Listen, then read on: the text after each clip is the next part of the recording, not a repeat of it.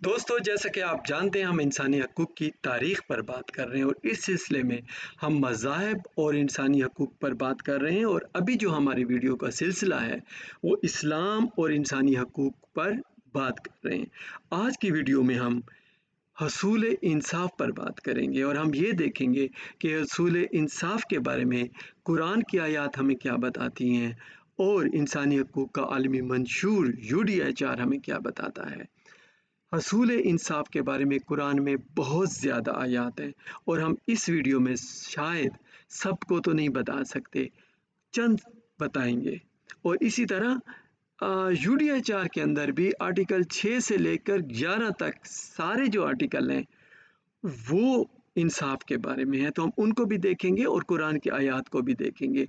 और आप ये देख लेंगे, अगर आप आखिर तक वीडियो को देखेंगे तो पता चलेगा कि कितनी मुताबिकत है कुरान के अंदर और जो UDHR के आर्टिकल हैं जो इंसाफ के बारे में हैं।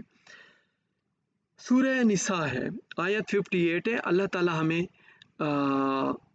बता रहे हैं कि खुदा तुमको हुक्म देता है कि अमानत वालों की अमानतें उनके हवाले कर दिया करो और जब लोगों में इंसाफ करने लगो तो इंसाफ से फैसला किया करो।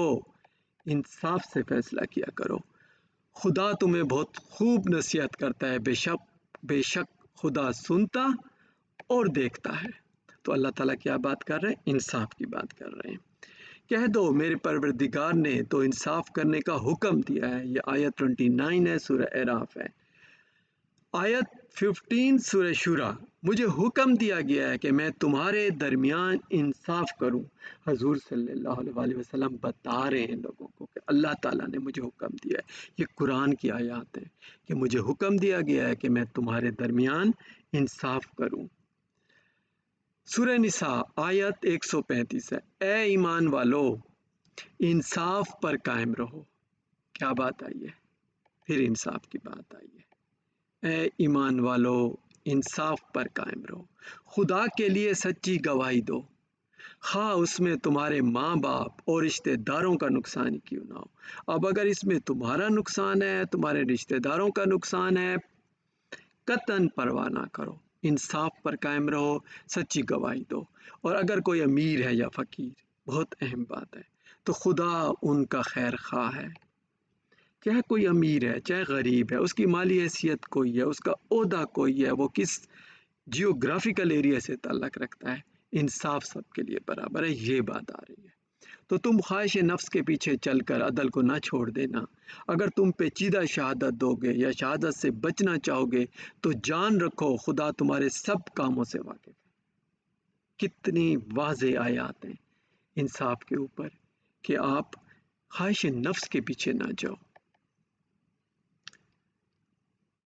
सूरह अल-माइदा में भी बहुत ज़्यादा आयत हैं जो इंसाफ के बारे में। ऐ ईमान वालों, खुदा के लिए इंसाफ की गवाही देने के लिए खड़े हो जाया करो। लोगों की दुश्मनी तुमको इस बात पर आमादा ना करे कि इंसाफ छोड़ दो।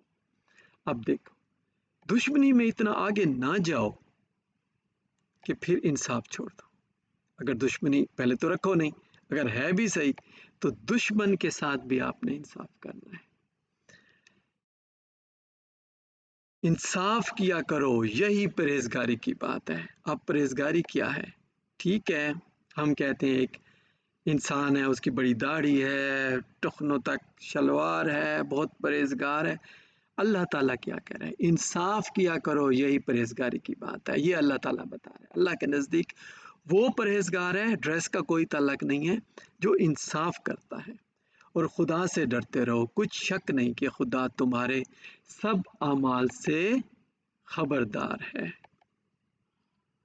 सूरह अल-माइदा आयत 42, अगर फैसला करना चाहो तो इंसाफ का फैसला करना कि खुदा इंसाफ करने वालों को दोस्त रखता है। अब इससे बड़ी क्या बात होगी कि आप इंसाफ करो, अल्लाह ताला तुम्हें दोस्त बना ले। कितना बड़ा अजर है। अब आप आते हैं UDHR पर, इंसानी हकूक़ का जो आलमी मंशूर है। आर्टिकल 6 से मैंने आपको बताया था 11 तक ये जाएगा। हर शख्स का हक है कि हर जगह उसकी कानूनी हैसियत को तस्लीम किया, हर जगह उसका जियोग्राफिकल एरिया कोई भी हो, इंसाफ उसको मिलना चाहिए। आर्टिकल 7 UDHR का बता रहा है कानून की नज़र में सब बराबर है, वही बात जो कुरान में आई है। اور سب بغیر کسی تفریق کے قانون کے اندر امان پانے کے برابر کے حقدار ہیں۔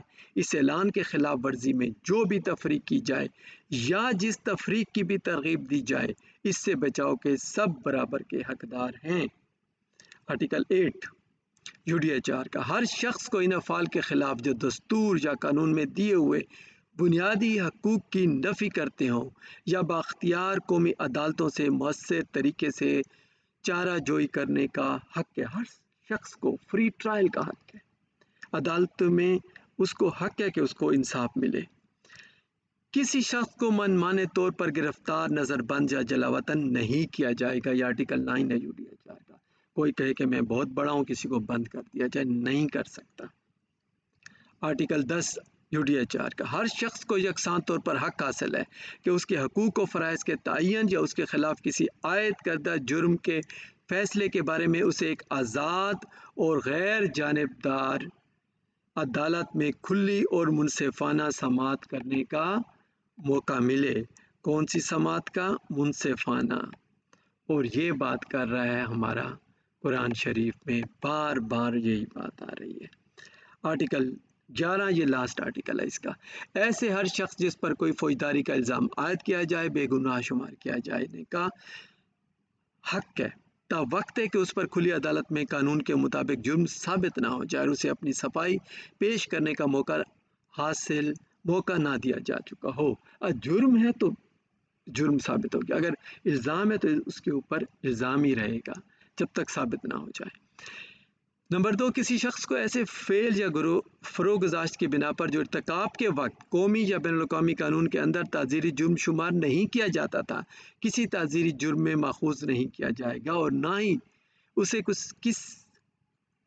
اسے کوئی ایسی سزا دی جائے گی جو جرم کے ارتکاب کے وقت کی مقررہ کردہ سزا سے زائد ہو۔ اور اگر کوئی 1 سال پہلے کسی نے کوئی کام کیا ایسا جو آج جرم ہے، تو اس پر اس کو سزا نہیں دی جائے گی۔ تو اسلام اور انسانی حقوق پر ہماری بات جاری رہے گی۔ آج کی ویڈیو اسی پر اختتام ہوتی ہے۔ شکریہ۔